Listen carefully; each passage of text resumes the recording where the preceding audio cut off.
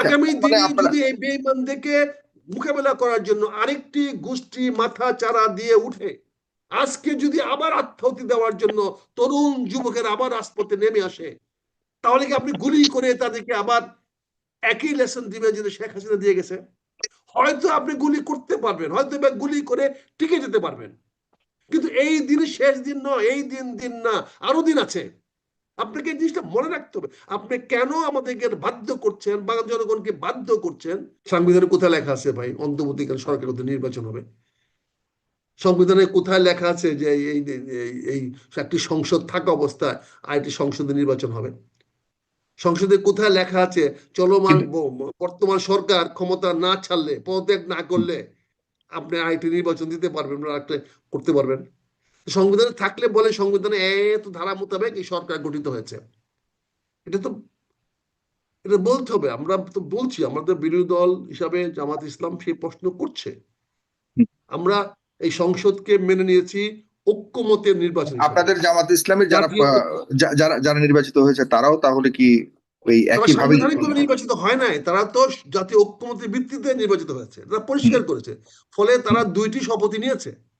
জামাত তো পরিষ্কার বলেছে যে আমরা সাংবিধানিক ভাবে নির্বাচনে জয়ী হইনি বা সাংবিধানিক নির্বাচন করি নাই, আমরা জাতীয় ঐক্যমতের ভিত্তিতে নির্বাচিত হয়েছে। সে ঐক্যমতের ভিত্তিতে আমরা নির্বাচিত হয়ে আমাদের দুইটি দায়িত্ব আমাদেরকে পালন করতে হবে। সেই দুইটি দায়িত্ব একটি হলো জাতীয় সংসদ প্রতিষ্ঠা করা, সরকার প্রতিষ্ঠা করা, রাষ্ট্র শাসন ব্যবস্থা প্রতিষ্ঠা করা এবং সংবিধান সংশোধন করা। আরেকটি হলো ঐক্যমতের ভিত্তিতে সবাইকে নিয়ে একটি সংবিধানে যে সমস্ত আমরা মনে করি যে সেটি তো সংবিধানে লেখা নাই, সেটি তো সংবিধানের বহির্ভূত একটি বিষয়। সেটা সংবিধান নাই, কারণ সংবিধান তো আমরা সংবিধান নির্বাচন করি নাই, আমরা তো ঐক্যমতের ভিত্তিতে নির্বাচন। ঐক্যমতে বলা হয়েছে যে আমরা যে ঐক্যমতে বিএনপির যে স্টেটমেন্ট, বিএনপির যে অবস্থান, সেটাকে আপনি কিভাবে দেখেন? কারণ বিএনপির পক্ষ থেকে স্পষ্টভাবে বলা হয়েছে যে হ্যাঁ, যে দলিল আমরা দস্তখত করেছি সেই দলিল মোতাবেক তো আপনি যাবেন। আমরা তো সংবিধান মোতাবেক যাইনি। সংবিধান মোতাবেক ডক্টর ইউনূস তো বৈধ প্রধান উপদেষ্টা নন।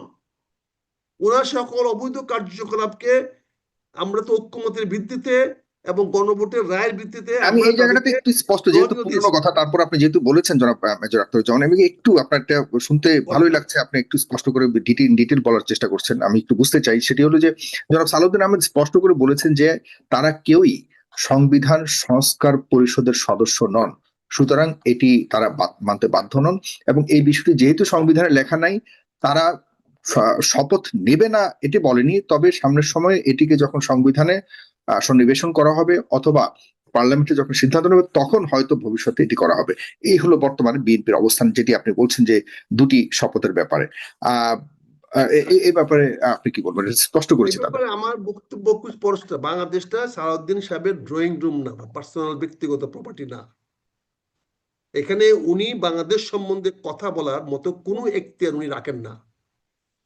তিনি সংবিধানে সংস্কার করবেন, এই ঐক্যমত কমিশনকে বাস্তবায়িত করবেন, উনি দস্তখতকারী বিএনপির পক্ষ থেকে। উনি যেটা করছেন সেটা হঠকারিতা, সেটা বিশ্বাসভঙ্গতা, যেটাকে বলা যায় মুনাফিকি। এইটা উনি করছেন। ওনার সেই বক্তব্যকে তো আমরা ধর্তব্য নিচ্ছি না। বাংলাদেশ ব্যক্তিগত বক্তব্য নয়, তিনি তার চেয়ারম্যানকে সামনে রেখে, তিনি বিএনপির চেয়ারম্যানকে সামনে রেখে দলের সিদ্ধান্ত সেটা ছিল, দলের সিদ্ধান্ত ছিল, সেটা দল বলবে। দলের তো মহাসচিব আছে, দলের তো উনি মুখপাত্র নন না। তিনি তখন দলের সামনে দলের চেয়ারম্যানকে সামনে রেখে সাক্ষী রেখেই বলেছেন। উনি ঘাড়ের জুড়ে অনেক কথা বলতে পারেন, সেটা হয়তো দলীয় লোকেরা ভয়ে টয়ে মানতে হতে পারে, কিন্তু আমরা তো সেটা মানবো না। তার বক্তব্য ধর্তব্য আমরা নিব না, কারণ সে নিজেই দস্তখত করেছে।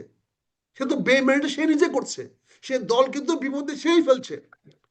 সে নিজে দস্তখত করেছে, সে তো দস্তখত করা অথরিটি নিয়ে গেছে, সেই তো ঐক্যমত কমিশনে ছিল, সে তো ঐক্যমত দস্তখত করেছে। আজকে সেই কথাগুলা বলছে। আজকে যদি তারেক রহমান সাহেব জাতির সামনে কথা বলে যে আমরা এটা করেছিলাম, আজকে আমি মনে করি এটা পরবর্তীতে করব, তাহলে মানুষেরা বিশ্বাস করবে। আজকে তো সালাউদ্দিনের চাকরি কালকে থাকবে কি থাকবে তাই তো নিশ্চয়তা নাই না। কিন্তু স্টেটমেন্টটা যখন দিয়েছেন তখন জনাব তারেক রহমান সামনে ছিলেন না। সামনে থাকা এক জিনিস, আর বক্তব্য দিয়া কি মুখে হাত দিয়ে কথা বলবে? আমরা তো অনেক কথা বলেছি, কিন্তু আমার প্রশ্ন হচ্ছে এক বিএনপি কে এই ধরনের একটা জালিয়াতি করা কি প্রয়োজন ছিল? আজকে আমরা রাষ্ট্রের স্বার্থে, জনগণের স্বার্থে, সরকারের কন্টিনিউটির স্বার্থে, দেশের শান্তি শৃঙ্খলার স্বার্থে আমরা হয়তো রাজপথে আন্দোলনে যাব না, কিন্তু এটাই তো আমাদের শেষ কথা নয়। রাজনীতি তো আমাদের হাতের বাইরেও চলে যেতে পারে। রাজনীতি আজকে যেভাবে আপনি বেইমানি করা শুরু করছেন, সেই বেইমানিকে ট্যাকেল করার জন্য আরেকটি কাউন্টার ফোর্স তো গড়ে উঠতে পারে। সেটা তো আমরা জাতীয় সংসদের একটা বিরোধী হিসেবে সে দায়িত্ব নিতে পারবো না। আগামী দিনে যদি এই বেইমানদেরকে মোকাবেলা করার জন্য আরেকটি গোষ্ঠী মাথা চারা দিয়ে উঠে, বিপ্লব আজকে প্রতি বিপ্লবের কাছে হেরে গেছে। 5ই আগস্টের বিপ্লব আজকে পরাজিত হয়ে গেছে। 5ই বিপ্লবের চেতনা আদর্শ আজকে ভুলন্ত হয়ে গেছে। আজকে যদি আবারও 5ই বিপ্লবকে পুনর্বাসিত করার জন্য, পুনরুদ্ধার করার জন্য, পুনর্জীবী করার জন্য যদি আবার মানুষ জীবন দিতে রাস্তায় নেমে আসে, আমরা তো তাদেরকে বাধা দিতে পারবো না, আমাদের তাদেরকে বলতে পারবো না আসেন না। কিন্তু আমরা হয়তো সরকারের বিরুদ্ধে বলবো না, কিন্তু যে বিপ্লবটি হাতছাড়া হয়ে গেল, যে বিপ্লবের চেতনা সে ভুলণ্ডিত হয়ে গেল, যে বিপ্লবটাকে আপনারা চ্যালেঞ্জ করে ছুড়ে ফেলে দিয়েছেন, কেন আপনি বিপ্লবকে ভুলণ্ডিত হয়ে গেছে বলছেন? এটা কি মানে আপনারা ক্ষমতা যেতে পারেননি সে কারণেই? ভাই একটু শেষ করি। যে বিপ্লবে 2000 মানুষ জীবন দিয়েছে, তাদের পরিবার যদি আবার জীবন দিতে আগায় আসে, আবার যদি নতুন সমাজ কালকে রাজপথে দাঁড়িয়ে আবার যদি বুক চিতিয়ে ধরে, আবার যদি মুগ্ধের মতো পানির দাবি নিয়ে যদি তার জীবন দিতে নামে আসে, তাহলে আমি তো বিরোধী হিসেবে তাদেরকে আটকে রাখতে পারবো না, আমি তো তাদেরকে বাধা দিতে পারবো না। তাহলে এই পরিবেশটা আপনি কেন সৃষ্টি করতেছেন? আজকে যদি আবার আত্মাহুতি দেওয়ার জন্য তরুণ যুবকের আবার রাজপথে নেমে আসে, তাহলে কি আপনি গুলি করে তাদেরকে আবার একই লেসন দিবে যেটা শেখ হাসিনা দিয়ে গেছে? হয়তো আপনি গুলি করতে পারবেন, হয়তো গুলি করে টিকে যেতে পারবেন, কিন্তু এই দিন শেষ দিন নয়, এই দিন না, আরো দিন আছে। আপনাকে এই জিনিসটা মনে রাখতে হবে। আপনি কেন আমাদেরকে বাধ্য করছেন, বাংলা জনগণকে বাধ্য করছেন? আপনি গণভোটের বাইরে আসার মতো যে দুঃসাহস দেখাচ্ছেন, তাতে কি রাষ্ট্রটাকে নিয়ে আপনি খেলছেন না? এই রাষ্ট্রটাকে নিয়ে কি আপনি বেইমানি করছেন, বিশ্বাসঘাত করছেন না? আপনি তারেক রহমান সাহেব বাংলাদেশে আসার পটভূমিকা তৈরি হলো কিভাবে? এই পটভূমিকা তৈরি করছে এই দেশের জনগণ, এই দেশের ছাত্র যুবকের আত্মাহুতি দিয়ে।